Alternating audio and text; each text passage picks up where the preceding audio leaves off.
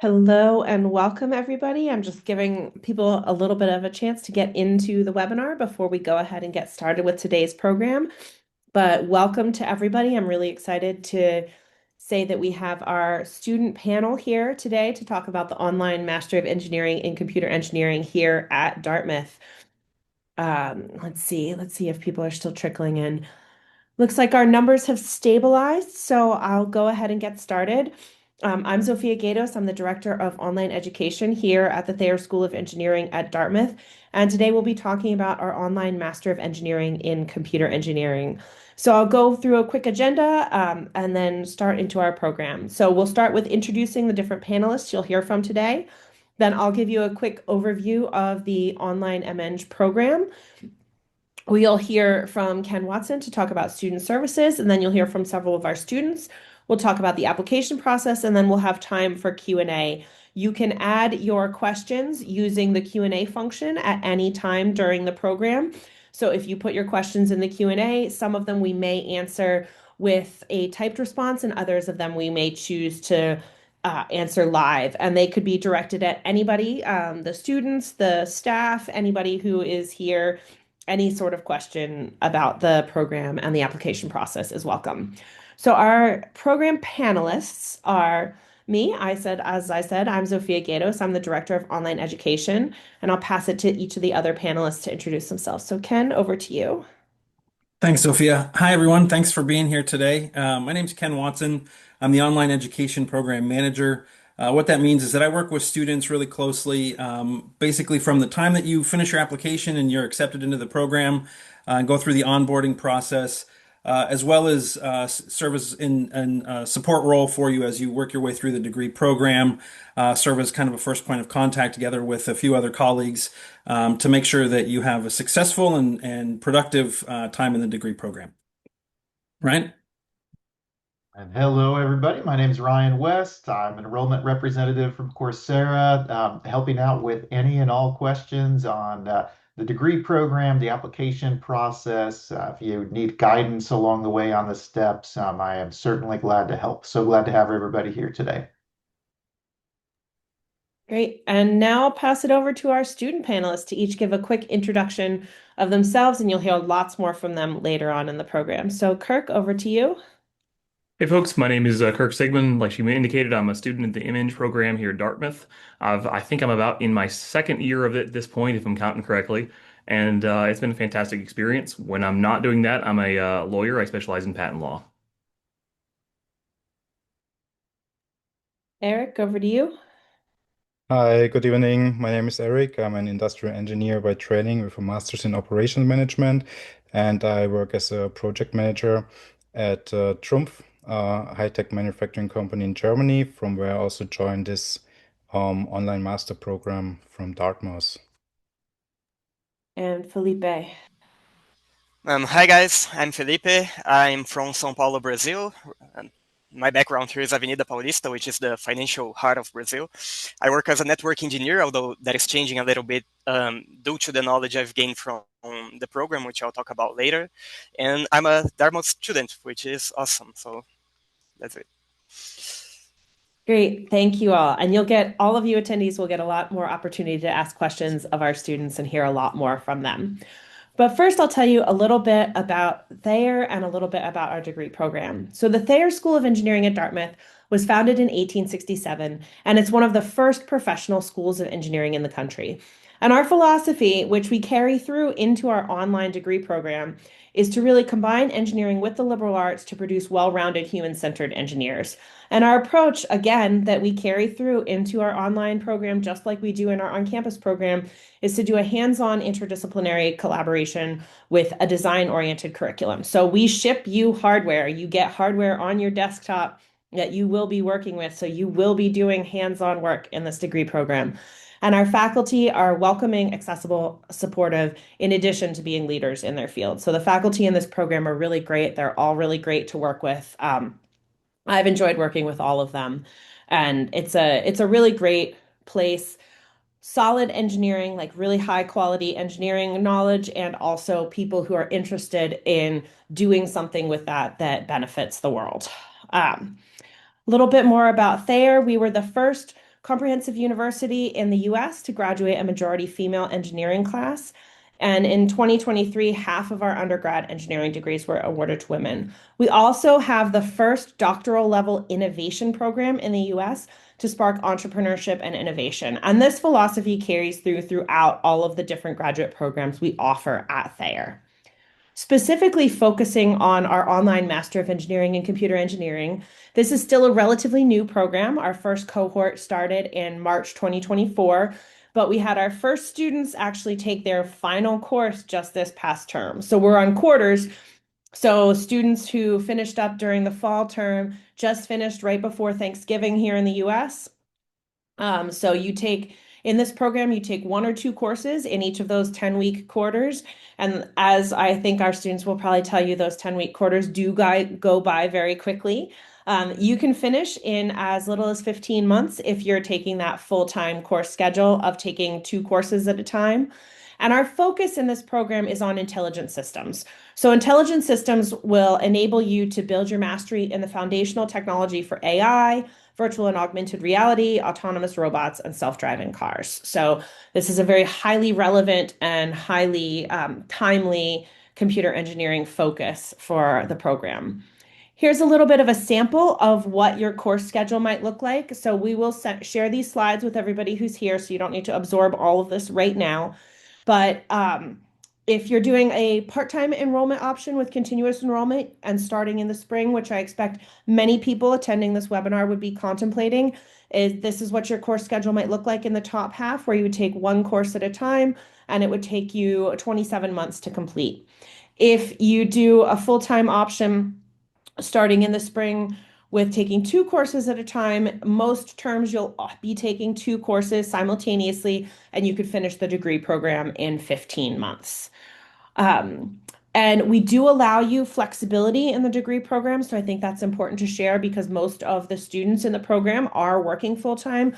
So you can take a term off. You can take up to two terms consecutively off without needing to apply for any kind of leave of absence or anything. But we do ask that you let us know well in advance so that we can plan for course registration and also hardware shipments. To make sure that every student has the stuff that they need to be successful in their courses right from the beginning of the term. I'll now pass things over to Ken to talk about the student support services that we offer. Thanks, Sophia. We'd like to shift the focus a little bit before we allow our student panelists to tell you about their experiences and what it's like in the day-to-day life of a student in the online MEng program. Just to tell you a little bit more about what resources and opportunities are going to be available to you as a student in the online MEng. Really, what we're trying to get across here, and Sophia alluded to this in some of her comments on previous slides, is that we really see no difference between students in the online community and students who are on campus physically taking classes in the brick and mortar buildings, aside from the fact that you obviously are probably not located in Hanover, New Hampshire. So to that end, we do a lot of work and put a lot of effort into identifying and creating opportunities for you to engage with the Dartmouth community as a whole, whether that's other students or clubs and organizations, or different resources that are provided by Dartmouth and Thayer School of Engineering itself. So this slide has just kind of a short list of some of the resources that are available to our online students. Both Dartmouth and Thayer offer individualized computing services and support. So obviously in an online program, the technology piece is very important. And so we have dedicated teams both at the institutional level and at the college level to work with you, as well as folks and with our colleagues at Coursera to offer support. So if you run into any issues, there are people here to help work you through those and ensure that you're having a smooth educational experience. In addition to that, Dartmouth has a very robust library of services, and we have a dedicated engineering librarian who is outstanding and will work with you to help identify whatever information or resources you may need to complete your work. Dartmouth partners with a virtual student wellness organization called You Will that offers telehealth opportunities for students who need counseling and telehealth support. And so that's something that's available to students in the online space as well. We even go so far as to send you an ID card if you would like one.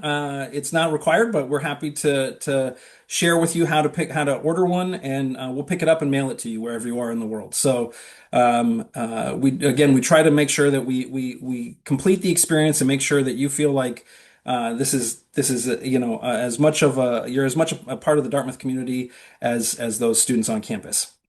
Um, I would like to invite everyone now, even though you may be going through the application process, and it seems like it's a very far away, but it's always good to plant the seed early, and so we'd invite you to come to investiture and commencement activities once you finish the degree.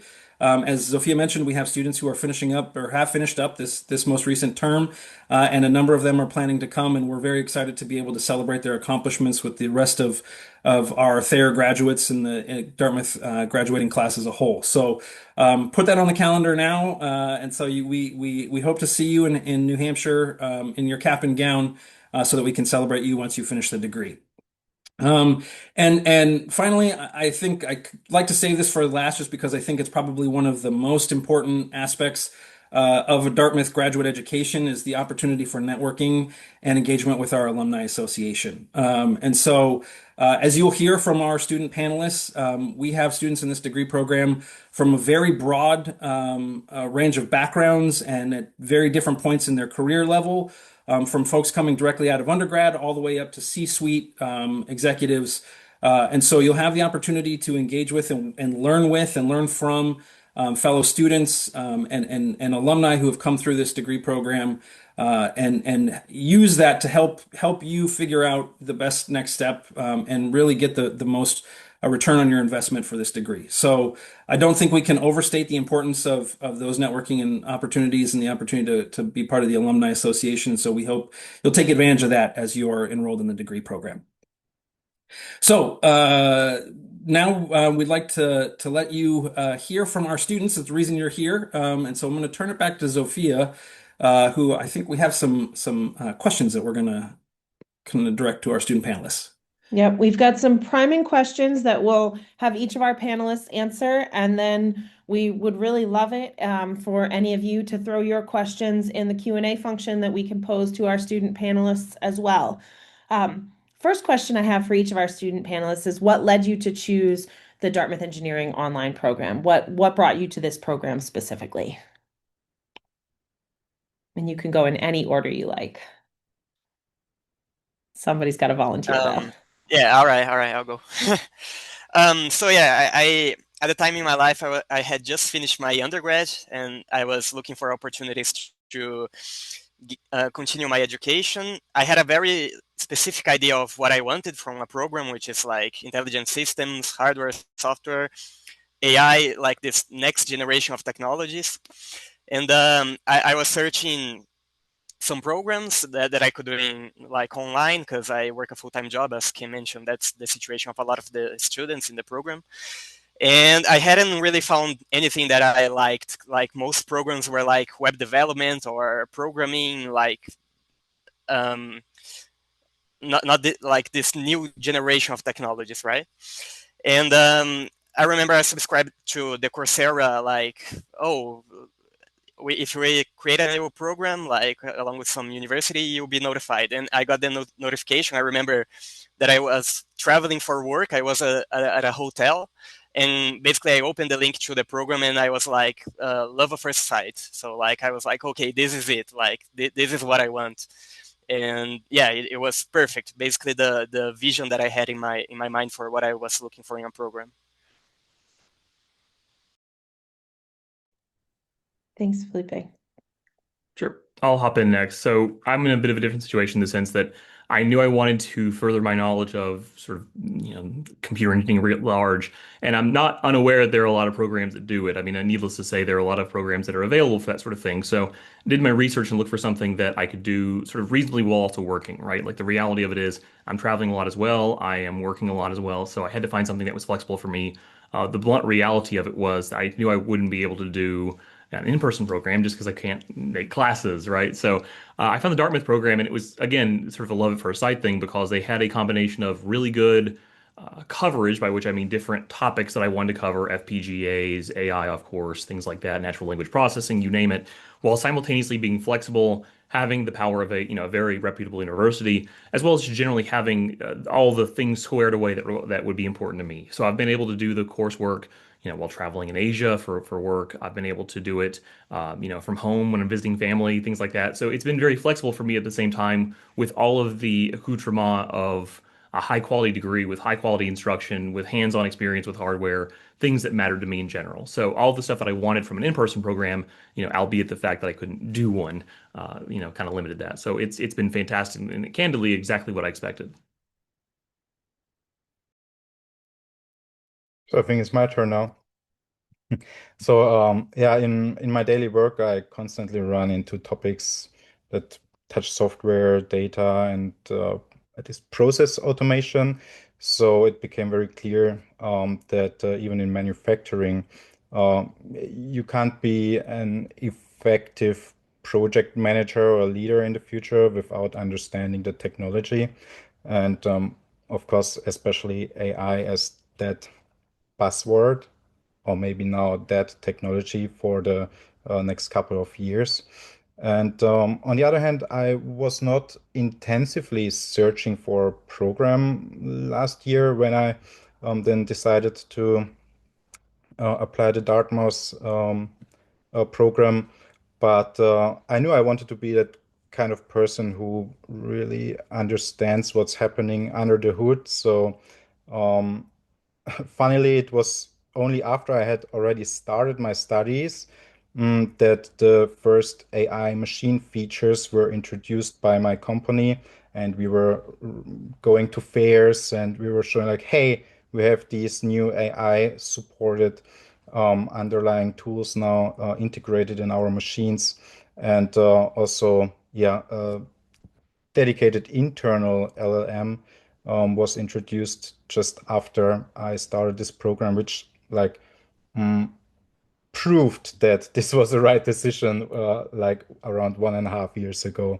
So what I like about Dartmouth's program is that it just doesn't teach how to use those tools, or like in our courses, we are not just utilizing existing Python libraries and so on, but we often really start like learning 1+1 and then build on that. And I think that is really making this program special. And it also makes me much more confident um, in an efficient way, and when participating any state-of-the-art discussions which are coming up now.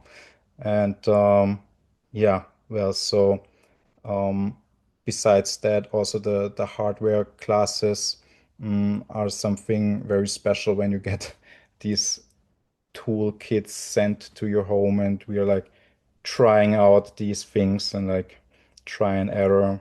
And yeah, finally, also the format itself, right? As it was mentioned earlier, I think most of us are working full time, and so Dartmouth is, I think, yeah, one of the few high-end universities that offer a serious online option in this area, and it allows me to keep the job, um, also handle the family situation with my two kids, and yeah, study from far away from Europe.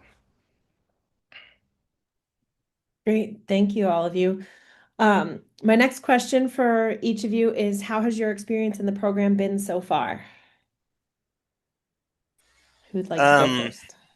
I'll go first again. In one word, like amazing. So um, I like to address here two things that stand out to me about this program mainly. The first is like the quality of the connections that you make. Like as Ken mentioned, you develop like some very good friendships. Like possibly even better than an in-person program. I gotta say. I mean that's debatable, but like in every term you generally have a group project. In fact, me and Eric were in the same group this last term, and yeah, I mean, you just have a lot of fun with your classmates, like doing hands-on projects and going through the struggles and the glory of getting things to work, you know. And the second point is about the flexibility of the program. So besides being an online program, you know, there's, I mean, work comes up, there's work situations that arises, and the professors are very they really can see like the student side of things, right? So if you need more time on an assignment, you can just send an email to the professor. If you can't make the office hours at the, like, let's say normal time, you can maybe schedule another time to talk with the professor, and like that's pretty good, pretty flexible.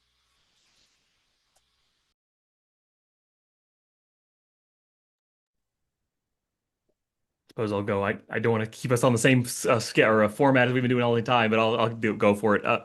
So the reality of it is it's fantastic. I mean, this is exactly what I look for. We're all going to sing its praises, and of course we are because we're here in the panel. But the reality of it is these are tough classes. Don't get me wrong. I mean, these are ones where they're going to intellectually challenge you in a way where you really have to work on them. And some classes that come to mind are the FPGA course, which is very difficult because you're working with physical hardware.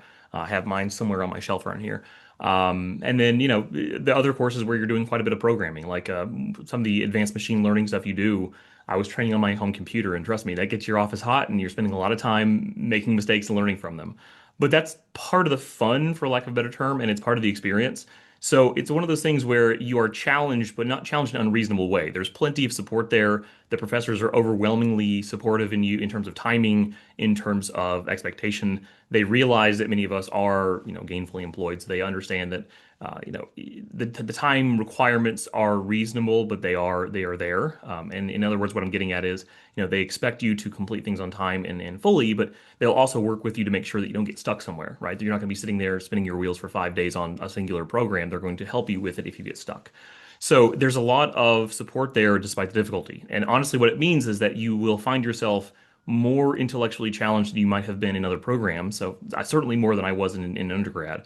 But at the same time, in a meaningful, fun way, and it's memorable. You're working with cool people, like Felipe said. You're working with some fantastic people who really know their stuff, and many of them come from different backgrounds. They have different specializations in you, so you combine together to perform better than you would on your own.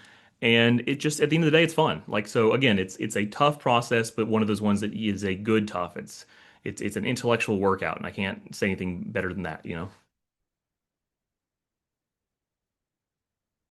Yeah, I can fully agree on what Kirk and Felipe said earlier. Um, the community is great, and the professors, tutors, and also the classmates, they're all very supportive and yeah, come from very diverse backgrounds. And yeah, not only once, you will need that because it's definitely challenging, but in a good way. I mean, for me personally, English is not my first language, so reading on an academic level and also writing um, takes extra effort, sure. Um, but yeah, I think yeah, we get along well with each other. Like Felipe said in our last team project, everything works well. We come together from all over the world, and that's really an amazing experience. Mm, another personal few facts is, yeah, I don't have a very strong background in programming, so um, I had some in my bachelor's, but many of the classmates, I think, come from pure computer science background or data background and have much more experience. So that's something which I, yeah, had to catch up in some ways. On the other hand, for example, what saved me in the first class, it was machine learning, was a stronger math background because that was also part of it. So that balanced out finally. And yeah, well, the time shifts. I mean the yeah shift of time between us. Some I, I think it was never an issue, honestly. So when working in the team projects, there are typically um, questionnaires we fill in to see which persons match with each other on the different time zones and how they can work best together with each other. Um, the tutors often want to make sure that there's at least one session per week. Um, Everybody can join, no matter whether you're in Japan or in Europe or just in the US. And so that's really helpful.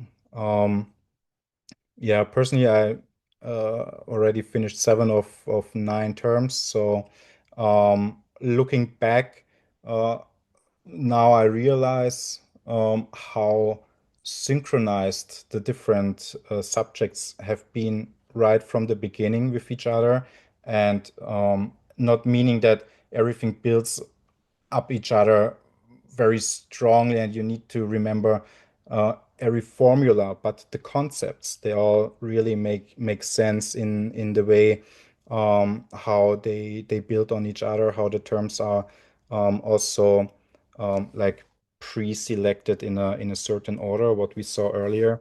And I really appreciate that. That's a really great experience so far. Great. Thank you. So we know that a lot of people who are looking into master's degrees are doing it because they want it to have some kind of impact on their career future. And Felipe, you alluded to this earlier too. But what impact do you expect this program to have on your professional path, and how has it had an impact already? And we'll mix up the order this time. Eric, why don't you start us off? Sure. I will keep on talking. So, well, I have to treat myself as a career changer to some extent. I mean, that's not where I come from. I had background in automation and a Bachelor of Engineering, but was working like in project management for 10 years. Um, Understanding that and knowing that, I feel that I have never learned so technically um, deep and worthy things um, like that. And I think that is creating a foundation for no matter what is coming in the future. So, personally, I treat it as a self-development at the correct spot with the correct topics. Like I said, in a high-tech machine tool company, this is exactly what is necessary at the moment. And what I said earlier, we just introduced the first features in our machines built up on um, machine vision and so on, and that was exactly what we were learning in this program. So there are only let's call it like that, a few AI experts in that roughly 17,000 employees company I'm working with. So that's a great feeling, and it prepares me personally for the future. We are trying to boost efficiency also in the administration, and knowing how an language model works is also definitely helping for any conversation with the colleagues in the canteen or no matter where.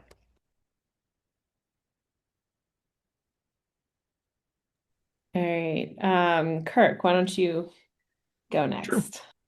Yeah, we're mixing it up. So in short, I would say that I'm in a bit of a different situation because, I mean, without getting too much detail, lawyers don't really do promotions like that anymore. Once you make partner, you're kind of done forever, and then I'm going to be here until I hit the grave. But there are real tangible benefits from it, honestly. So in my situation, granted, it's not like I'm going to get a promotion from having a master's degree. People are bemused but confused why I'm doing it. But I've had real tangible benefits with my clients and with the world at large when I'm talking about it because For those of you who have been in tech for a while, there are plenty of people who claim to be experts in everything from FPGAs to AI to natural language processing, especially the AI stuff, where there are opportunities, but there are lots of folks who just don't know what they're talking about. They took a 1 month course somewhere, or more commonly, they just read Wikipedia and they claim to be experts. But with my background, being able to code this stuff and having actual experience with it, you can speak with authority in a way that other folks can't. And so that's resulted in a panoply of things. I mean, I've been invited to conferences, I've spoken on it. I'm about to teach a course. I actually taught a course last month on it, and I'll teach a course this month, probably next week on it for a different crowd, where literally I'm breaking open code to show them how it actually works as a frame of reference for them. And a lot of that comes from, a previous course at Dartmouth, right? So it's all tying into it very nicely. So what's happened as a result is not that I'm, getting more money out of it or whatever. In fact, this is largely self-funded on my side, but it's opened doors for me in these ways that I did not expect it to, and it's given me an authority that I did not expect it would give me, such that when I do enter the room with people who purport to be AI specialists. Like I went to this big mixer with people who all claim to be AI specialists who just play with ChatGPT for fun. You can speak with a level of experience and knowledge and have the authority of the Dartmouth degree behind you to really make yourself known and to be able to help other people. It's invaluable in a way that I cannot express. So, All right, Felipe, over to you. All right. Yeah. So when I started the program, I was just like beginning my professional career as a network engineer, like a very junior position, if you will. And due to the knowledge I acquired with the program, now I'm like my official title is still network engineer, but the work I do on a day-to-day basis now shifted a lot. So I do just a little bit of networks right now, I guess, because now I'm working directly with the CTO of the company. I'm kind of like his right-hand man, let's say, and kind of working like a consultant actually. So I work at a conglomerate of a group of companies, right? Like the of technology companies. So there's many different companies and many different products that we produce or sell, and yeah. So now I'm working directly with the CTO, which he's a partner at one of these companies, and also with the other partners from the other companies of the group, which also have like their own technologies, and they are always asking for like advice or something about AI or this new technology. So yeah, it has had a big impact in my professional career. Great. Thank you, all of you. All right.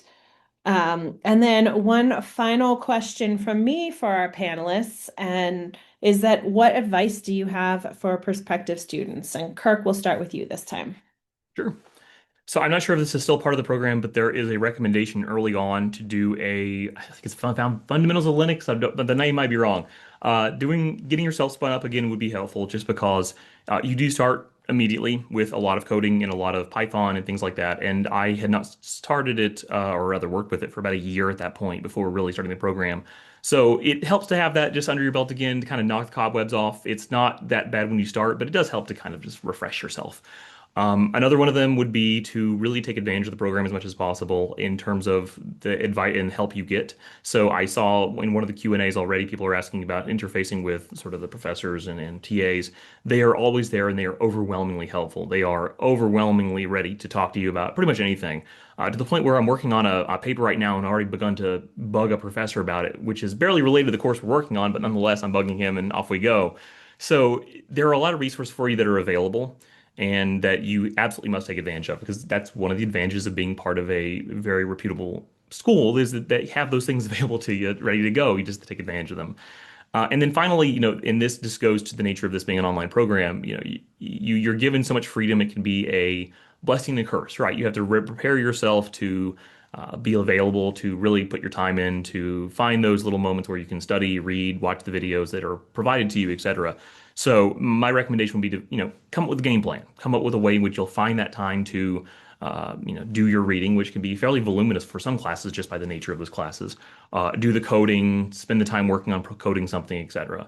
It's tough. It's not one of those things that I think that's always the easiest for those who are working full time. I mean, you have to make sacrifices here and there, but it's always worth it. So, once you have that squared away, the whole process becomes easier. You've prepared yourself a little bit in terms of the Python thing about just reminding yourself how to do these things. You're taking advantage of the support available to you, and then, you have the time to do it. Great. Let's go over to Felipe. All right, so yeah, Kirk already gave a lot of good advice here, but I'll give the advice my boss gave me when I was considering the program, and I asked him like, oh, can you give me some counseling? Like, do you think I should do it? Shouldn't I do it? And he said, just do it, And he mentioned, look, just the Dartmouth brand on your resume, let's put it that way, will be worth it, like in terms of the time and the financial commitment. Just the networking that you get from this program, like the people you meet and etc., will be worth it. And just the education, the like world class level education that you get from this program will be worth it. So if you combine all three, like there's no way you can lose taking this bet. Let's put it that way. So yeah, just do it. That's my advice. And Eric. That was such a great advice. I really like that, Felipe. I will end with the same one. Before I would like to mention that yeah, don't underestimate the workload. Often, when I'm studying late at the evening after the children are in bed and so on, after workday, I have to convince myself to do something that day. Two things. I treat it as my hobby during the time I'm doing this, because if I treat it as I can't treat it as a job. It has to be the hobby, and it it delivers so much fun that it can also be um, at least for me, treated as a hobby. And the second thing is uh, keep on top of the things. What I did not know, but what I nowadays appreciate is that yes, it is an online master, it is an online program. Um, it is highly flexible in many dimensions. What is giving guidelines is that there are assignments, homework assignments like due every week. And if I would imagine myself being a little bit lazy for the first 3 weeks of the term, that would end up in um, difficult time management to catch this up. So this is something I would say it's feeling less flexible, but it helps. And I know a lot of students, they are always ahead of time. That's amazing. Um, it really helps me to follow um, the due dates, because you can ask for prolonging and so on. But it is just the perfect mix and middle way to keep aligned with those deadlines. And yeah, still nearly at the end, I would say um, I would do it again. That's great to hear. Thank you all for sharing such good advice for our students and really being willing to share a lot about your experiences in the program. If there are other questions from the audience, stick them in the Q&A, but we'll move on to talking about the application process, and we'll see what questions pop in as we go along. All right. Well, as you can see on the screen, application reviews did begin from the priority application deadline that was November 15th. So that's really exciting to have that underway. There still is time for the spring cohort that starts in March. You can see on the screen there, March 30th. The final deadline will be December 15th. And really, that gives you an opportunity to, between now and then, work through any questions you may have, work through really just making sure to be intentional on your application. I'm here to guide with any questions for the process, recommenders, anything along the way.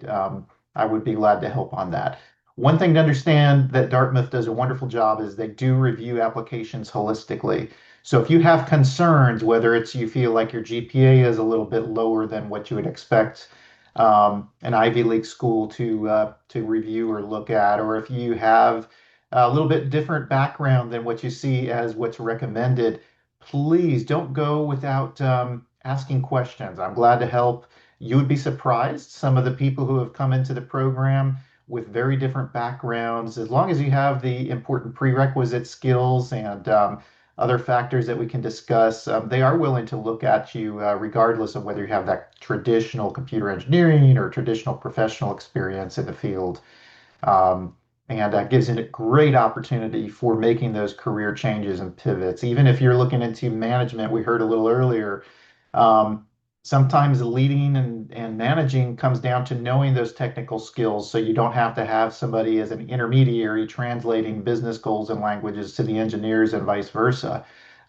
You as a manager could move forward on that. So the point being, don't be afraid to ask questions. Don't assume that you may not be a good fit. Um, and again, I'll be glad to help from there. If the upcoming deadline is too soon, they are also enrolling for fall coming up in September. You'll see classes will start there. There will be a priority application deadline May 15th with a follow-in deadline June 15th if you're not to get that in by the priority deadline.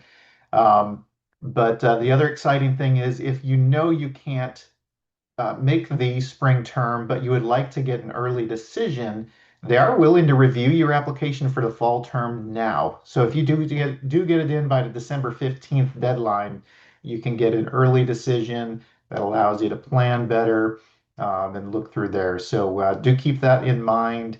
But again, the application itself really it's not that time consuming. It's just a matter of getting your thoughts down, working through, getting the recommendations requested early. That's always helpful. But yeah, I'll be excited to help. And if you feel you may not have things due by the deadline, same thing. Reach out to me. We can see if there's any game plans in case you have everything but your recommenders that have sent it back. We'll definitely be willing to talk through that. Thanks, Ryan. I'm going to jump in real quick and just let some prospective applicants know about a relatively new pathway into the degree program, which we've called the performance pathway. And so this is for students. We often get the question, well, I have some of the prerequisites, I have some of the admissions criteria that you're looking for, but I'm not sure I have all of it, or I'm not sure that, my as Ryan mentioned, my academic experience, my academic performance in a previous degree program was strong enough, or I don't know that I have all of the experience that you're looking for. And so for those students, the performance pathway is a great kind of entree into the degree program. You follow the same normal application process. Ryan will work with you. You go through the same review. And students who are admitted into the performance pathway take machine learning as their first course. And it gives you the opportunity to kind of demonstrate to the faculty and our admissions team that you are in good shape and that you have the skills and background to be able to continue successfully through the degree program. And it gives you as well the opportunity to make sure that this is kind of the degree that you're looking for, and that it fits with what your lifestyle and your other obligations are. As we heard from our student panelists, this is a very rigorous program. And so, it's happened before where students have come in and been surprised at how quickly it gets going and how intense it is right from the very beginning. And so, this performance pathway admissions process gives you the opportunity to really get in and make sure that it's the right fit for you and that you will feel comfortable moving forward and be successful in the degree program. And once you've completed, so you go through that first course, machine learning, in your first term. We meet with the faculty members. The admissions team meets with the faculty members halfway through. The faculty will hopefully give a positive assessment of your progress. And at that point, you are cleared for registration for all future courses and cleared to proceed through the standard degree plan as the rest of the students. So it's a nice way, like I said, to let folks who may not necessarily be 100% ready to go, but feel like they have the capability and they have the motivation to do it. This is certainly a nice way to get yourself going. So just something to consider. And Ryan, you want to tell us a little bit more about how students can book some time with you? Yeah, absolutely. Thank you, Ken. Certainly, if you see on the screen there, there's a link to my calendar. So feel free, take a picture, or you'll have a recorded version of this coming afterwards. But you can use that link directly to book a convenient time on my calendar. Also, if some of you have either started an application or if you've requested information, I would be following up with you as well. So keep an eye out for any follow-up communication from me. But yes, please, again, no silly questions. I promise. I enjoy what I do. I enjoy helping people move forward with their goals. So don't hesitate to reach out and book an appointment. And I will say I saw the question in the chat. So for those of you who have begun an application but have not yet submitted it, your attendance here does earn a fee waiver. And so there's no code that you'll need to put in. We will go in to our system on the back end. And we'll be able to track the folks who've attended this webinar and automatically waive the fee for you. So don't worry about having to put in a code or anything like that. We've tracked the folks who are here, and so your fee waiver, if you have not yet submitted, will be waived.